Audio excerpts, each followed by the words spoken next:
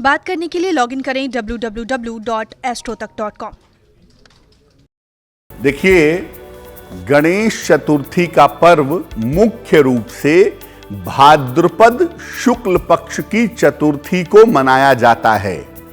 वैसे तो हर महीने में गणेश चतुर्थी मनाई जाती है, लेकिन भाद्रपद शुक्ल पक्ष की चतुर्थी मुख्य रूप से गणेश चतुर्थी मानी जाती है।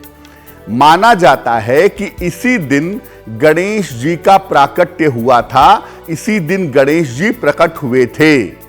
यह भी माना जाता है कि इस दिन भगवान गणेश धरती पर आकर अपने भक्तों की मनोकामनाएं पूरी करते हैं। गणेश चतुर्थी की पूजा की अवधि, जिसमें गणेश जी धरती पर निवास करते हैं, वो चतुर्थी से वो तिथि शुरू होती है और अनंत चतुर्दशी तक भगवान गणेश धरती पर निवास करते हैं। अनंत चतुर्दशी पर गणेश प्रतिमा का विसर्जन कर दिया जाता है।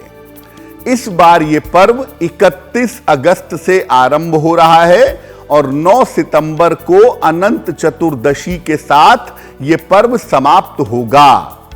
इस पूरी अवधि को गणेश महोत्सव कहा जाता है, यानी चतुर्थी तिथि से लेकर के चतुर्दशी तिथि तक के समय को हम गणेश महोत्सव कहते हैं।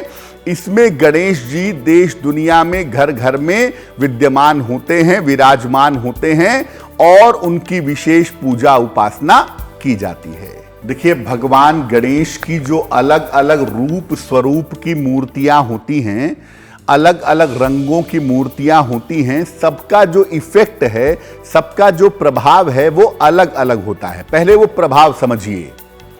देखिए, गणेश जी की जो मूर्तियां हैं अलग अलग रंग की, अलग अलग प्रकार की, वो अलग अलग तरीके के परिणाम देती हैं। सबसे ज्यादा जिस मूर्ति की पूजा होती है वो पीले रंग के गणेश जी होते हैं और लाल रंग के यानी रक्त वर्ण के गणेश जी होते हैं। इनकी पूजा सबसे ज्यादा होती है और ये सबसे ज्यादा शुभ माने जाते हैं। नीले रंग के गणेश जी को उच्छिष्ट गणपति कहते हैं। इनकी उपासना विशेष दशाओं में की जाती है, सामान्यतः नहीं होती। हल्दी से बनाई हुई मूर्ति या जिस मूर्ति पर हल्दी का लेपन किया गया हो, इस मूर्ति को कहते हैं हरिद्रा गणपति। ये कुछ विशेष मनोकामनाओं को पूर्ण करने के लिए शुभ मानी जाती है। एक दंत गणपति जो होते हैं वो श्याम वर्ण के, हल्के से ब्लैकिश होते हैं। इनकी उपासना से पराक्रम की प्राप्ति होती है, साहस की प्राप्ति होती है, जीवन की बाधाएं दूर होती हैं। सफेद रंग के गणपति को कहते हैं ऋण मोचन गणपति।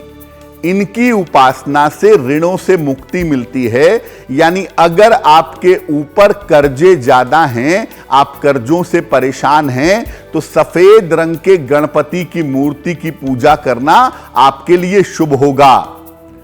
4 भुजाओं वाले जो लाल रंग के गणपति होते हैं, इनको कहते हैं संकष्ट हरण गणपति।